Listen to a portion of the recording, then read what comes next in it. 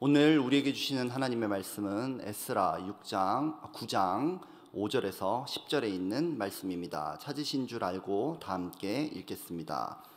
저녁 제사를 드릴 때에 내가 근심 중에 일어나서 속옷과 겉옷을 찢은 채 무릎을 꿇고 나의 하나님 여호와를 향하여 손을 들고 말하기를, 나의 하나님이여, 내가 부끄럽고 낯이 뜨거워서 감히 나의 하나님을 향하여 얼굴을 들지 못하오니, 이는 우리 죄악이 많아 정수리에 넘치고 우리 허물이 커서 하늘에 미침이니이다.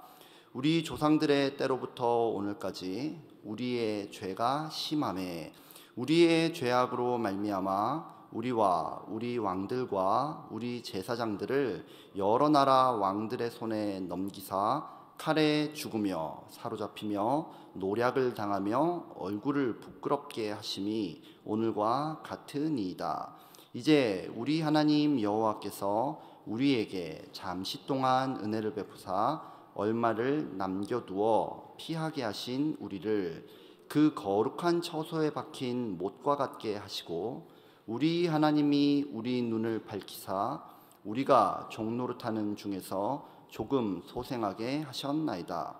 우리가 비록 노예가 되었사오나 우리 하나님이 우리를 그 종살이하는 중에 버려두지 아니하시고 바사 왕들 앞에서 우리가 불쌍히 여김을 입고 소생하여 하나님의 성전을 세우게 하시며 그 무너진 것을 수리하게 하시며 유다와 예루살렘에서 우리에게 울타리를 주셨나이다. 우리 하나님이여, 이렇게 하신 후에도 우리가 주의 계명을 저버렸사오니 이제 무슨 말씀을 하오리까. 아멘. 오늘 본문은 율법학자이자 제사장, 율법학자이자 제사장, 또 페르시아 제국의 고위 관리인 에스라의 기도입니다. 오늘 본문 앞에서 그는 이스라엘 포로 귀환 자들이 이방인과 결혼하고 그들의 가증한 일을 따르고 있다, 이런 내부 고발을 접수했지요. 가증한 일이라는 표현은 곧 우상 숭배 행위를 말합니다. 여기서 우리가 전제해야 할 것이 좀 있어요. 우선 율법은 이방인과의 결혼 자체를 금지하지는 않는다는 사실이에요. 몇 가지 역사적인 사례를 보아도 그 위대한 모세도요, 구스 여인과 결혼했습니다.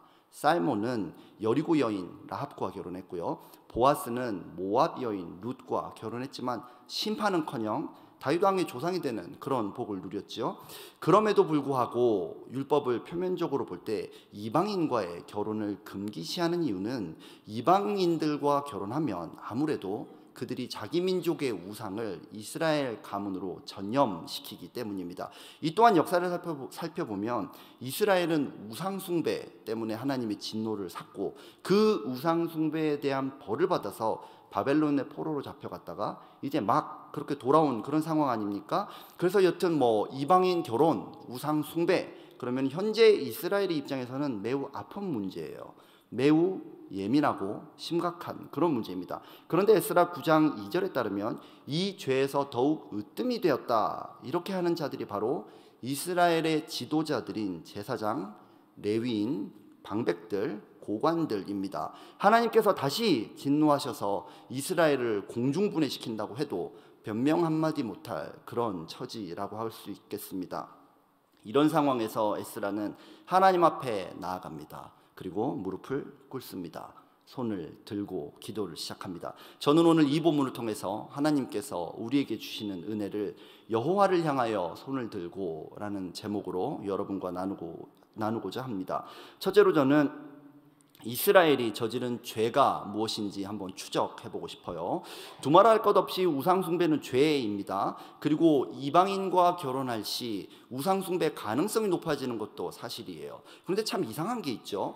지금 이스라엘 사람들은 그냥 어중이 떠중이들이 아닙니다. 자기들이 태어나고 자란 바벨론과 페르시아 제국, 그곳에서 나름 경제적인 안정, 사회적 지위까지 누리던 그런 사람들이에요. 그런 사람들이 하나님의 약속과 말씀 하나 붙잡고 그 좋은 거 다 버리고 수백 마일을 걸어서 돌아온 사람들입니다. 우리로 치면요, 미국에서 태어난 한인 2세가 경제적인 어려움, 또 인종차별, 이런 거 다 이기고 아이비리그를 막 졸업했는데요. 이제 배 타고 단 한 번도 가본 적이 없는 곳 한국에 가겠다는 거랑 비슷합니다. 그것도 어머니의 고향인 휴전선 근처 위험한 동네에 가서 나 교회를 세우겠다, 이렇게 하는 형편이에요. 여러분, 부모된 입장에서 이거 허락할 부모님 얼마나 되겠습니까? 또 그렇게 갈 자녀들은 얼마나 될까요? 이 정도의 헌신자들인데 이방인과 결혼하고 우상숭배를 했다? 뭔가 좀 이해되지 않는 그런 상황이지요. 게다가 이 사람들은요, 에스라 9장 본문이 오기 전까지만 해도요, 온갖 위험과 어려움들을 다 이기고 성전을 재건해낸 승리자들입니다. 그 성전에서 은혜롭게 제사까지 드리고 있는 그런 사람들이에요. 그래서 다 잘 되는 줄 알았는데 내부 고발이 접수된 겁니다. 사실은 그들이 가증한 일도 하고 있었다, 이렇게 말합니다. 이들이 그렇게 된 이유는 무엇일까요?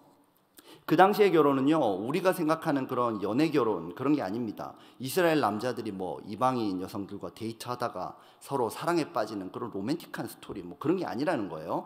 양가의 아버지가 서로 이렇게 혼담을 주고받으면서 진행하는 가문과 가문의 일입니다. 그러므로 이스라엘 사람들이 이방인의 딸을 며느리 또 아내로 받아들였다는 건 뭐냐면 가나안의 터를 잡고 사는 타 민족과 협력 관계를 맺었다, 이 뜻입니다. 결혼을 통해서 외교적이고 정략적인 관계를 구축하는 것은 고대 시대부터 이 세계사에 굉장히 비일비재한 그런 일이죠. 지금 이스라엘은요, 수십 년간 바벨론에 잡혀 있다가 페르시아 제국이 들어서면서 간신히 고향에 돌아왔어요. 말 그대로 가나안 땅에서는 아무것도 없는 신세입니다. 이런 상황에서 이미 그곳에 터를 잡고 있는 타민족들, 그들이 설령 우상 숭배자를 할지라도요, 그 사람들이랑 좋은 관계를 맺어놓으면 사회적인 안전, 정치적인 안정, 경제적인 번영, 이런 것을 누릴 수 있다, 이렇게 판단한 거예요. 그러니까 당연히 일반 백성들보다는 가나안의 토호 세력과 급이 맞는 제사장, 레위인, 방백들, 고관, 이런 사람들이 이 일에 가담할 수밖에 없었던 거죠. 물론 변명할 수 있어요. 그동안 우리는 이스라엘이 성전을 재건하기까지 얼마나 힘들었는지, 얼마나 많은 문제를 만났는지 잘 알고 있죠. 방해 공작이 얼마나 거셌습니까?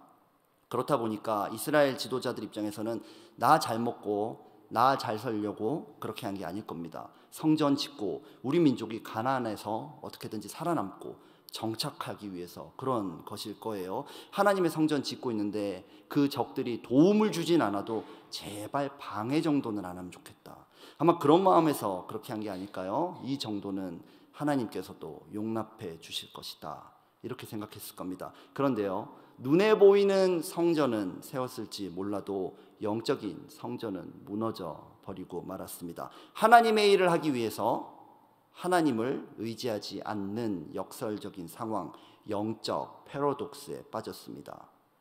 이방인과 결혼을 해서 가증한 일에 빠진 것 같지만요, 사실은 우상숭배에 가증한 태도에 먼저 빠졌기에 결혼한 것입니다. 저는 교역자입니다. 속이 어떻든지 간에 여러분들 앞에서 겉모습은 리더입니다. 그런데 저도요, 하나님의 일을 잘 하기 위해서 세상의 방식을 받아들이는 그런 실수를 할 때가 있어요. 뭐 더 정확한 표현으로는 우상 숭배 죄를 범할 때가 있습니다. 지난 1월 2일 저녁 교육국 국장님, 부장님들과 교육자들은 담임 목사님을 모시고 예배를 드리면서 신년 사역을 준비했습니다. 담임 목사님은 우리의 다음 세대가 무엇으로 승리할 수 있을까에 관해서 말씀하시면서 멋진 프로그램, 좋은 시설, 맛있는 간식으로는 안 된다, 그렇게 말씀하셨습니다.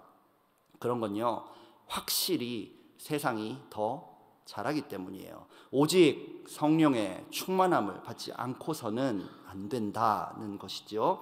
사실 저는 2024년 한어유년부 사역에 새로운 장을 내가 한번 열어보리라, 그러면서 정말 많은 계획을 세웠는데 이 모임에서 함께 기도하면서 방향을 전면 수정했습니다.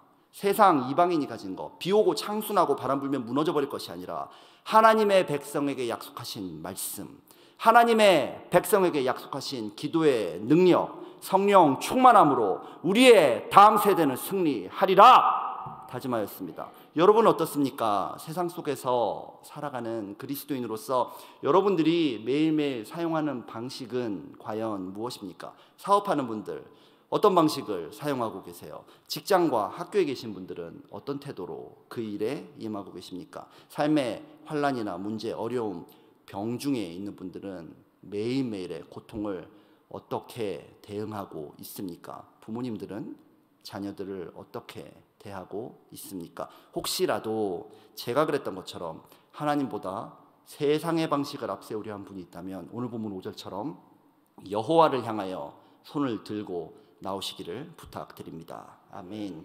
둘째로 저는 에스라의 기도 그 내용을 한번 살펴보려고 해요.